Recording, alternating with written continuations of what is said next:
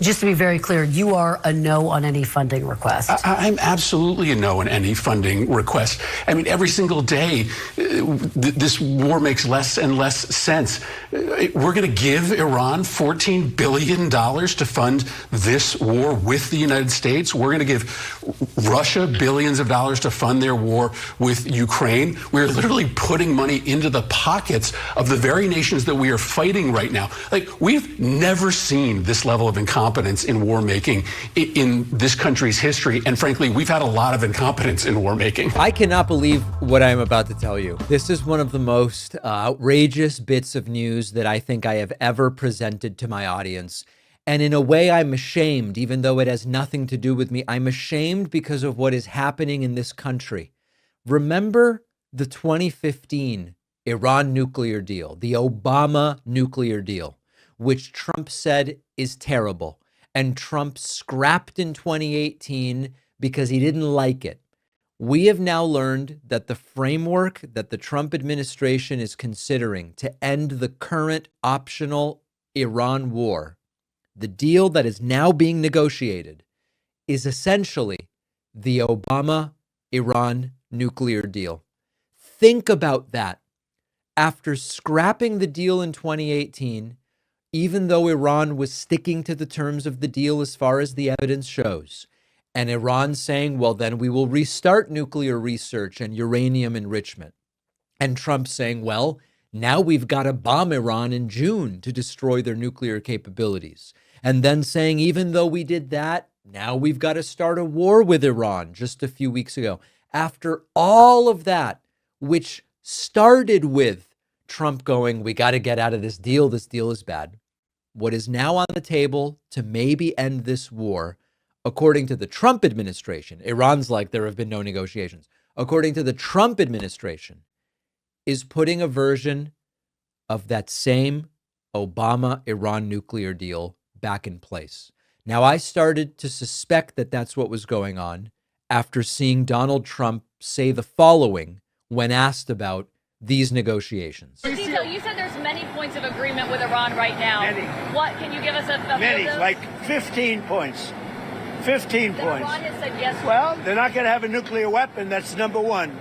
That's number 1, 2, and 3. They will never have a nuclear weapon. They said yes to that? They've agreed to that. All right. Now, Iran says that this is completely made up. But after seeing this, I did a little bit of research into what the administration is saying are the negotiating points and the deal points. And the more and more deeply I looked at what was on the table, I realized Trump seems to be positioning himself to accept more or less the terms of the original Iran nuclear deal that was signed by Barack Obama when he was president with Iran to end this war, even though that deal was supposedly so bad that Trump scrapped it, and it is what led to this war. Think about that. Now, what's being negotiated? Okay, I mean, the Strait of Hormuz would be opened, fine. Iran would stop enrichment of uranium. Iran would suspend ballistic missile programs for 5 years. Iran would dismantle 3 nuclear facilities. Iran says that there would have to be a ceasefire. There would have to be guarantees against new hostilities. The United States would not go after Iran. There would be some compensation involved. Now, remember, when the Iran nuclear deal under Obama gave them money, Republicans went crazy. Obama. But remember that it was that the Iran nuclear deal under Obama released money that was tied up due to sanctions. It wasn't Obama cutting checks. It was like, okay, we've held a bunch of money. We're going to release the money as part of the deal. And Republicans said, how can you do that? How can you do that? And part of what is now being discussed for this new deal is that there will be some compensation. There will be, listen to this, international monitoring of what Iran is doing with regard to nuclear, meaning inspectors. This was a major part of the Obama deal, which Trump said, we can't trust the monitors. We can't trust the inspectors. Iran is lying to everybody. There would be a regional arms control agreement, and Iran would agree to end funding for groups like Hezbollah, Yemen's Houthis, as well as Hamas.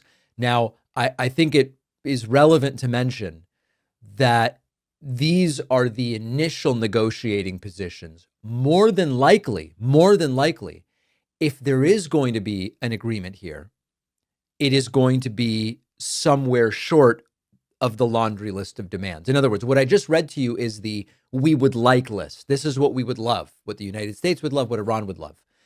But most of the time when you have a negotiation, you end up somewhere short of that. So what we have as the possible end to this war, which was caused by Trump ripping up that agreement back in 2018 for no real reason, where we might end up is reconstituting the Obama nuclear deal under a different name, I'm sure, and it might not even be as strict by the time the negotiations are done. Guys, what on earth are we doing? Now, it's important to remember that a lot of Republicans have argued and continue to argue Trump had to rip up that deal because Iran wasn't sticking to it. I have found no evidence of that. And if you go back, I remember when this debate was being had in 2017 into 2018, when Trump ultimately ripped up the deal, Trump was claiming, oh, Iran is violating the deal. But the only contemporaneous thing I was able to find was the right-wing Israeli Prime Minister Benjamin Netanyahu claiming Iran has violated the deal with the same type of shoddy evidence that was used to claim that Iraq had weapons of mass destruction back in 2003, which they didn't.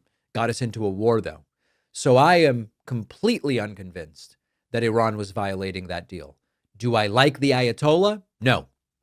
Do I think extreme theocratic regimes are good for the citizens of a country? Of course not. Do I think Iran should have a nuclear weapon? No. Iran is one of the few countries that regularly threatens the existence of other countries. I don't think they should have a nuclear weapon. Well, should the U.S.? That's a different question. Maybe nobody should have nuclear weapons. But within the framework here, which is there was a deal, there is no evidence Iran violated the deal.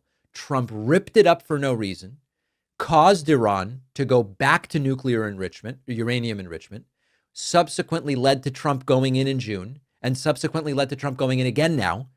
And the way we might get out of this is putting back in place a deal that is extraordinarily similar to what was the problem in the first place. This is pathetic, guys. People's lives are being lost over Trump's ego and incompetence. So yeah, we should be furious about this. We should be furious about it because it's humiliating on the world stage. We should be furious about it because gas prices are up 45% since mid-January because of this. We should be furious because we are seeing a loss of life. American service members, never mind Iranian civilians. We should be furious about this. And these people should be voted into oblivion in 7 months and a week and a half, I guess, just short of 7.5 months. But imagine if what it takes to end this is the deal that was supposedly the problem back in 2015, 2018, reconstituted with Trump's signature on it. You got to be kidding me. If we didn't hit within 2 weeks, they would have had a nuclear weapon. The deadline for attaining this goal is getting extremely close. And Iran, by the way, is also outpacing Iraq in the development of ballistic missile systems that they hope will reach the eastern seaboard of the United States within 15 years. By next spring, at most, by next summer, at current enrichment rates, they will have finished the medium enrichment and move on to the final stage. From there, it's only a few months, possibly a few weeks, before they get enough enriched uranium for the first bomb. The foremost sponsor of global terrorism could be weeks away from having enough enriched uranium for an entire arsenal of nuclear weapons. That would place a militant Islamic terror regime weeks away from having the fissile material for an entire arsenal of nuclear bombs. If not stopped, Iran could produce a nuclear weapon in a very short time. It could be a year, it could be within a few months, less than a year. If we didn't hit within 2 weeks, they would have had a nuclear weapon.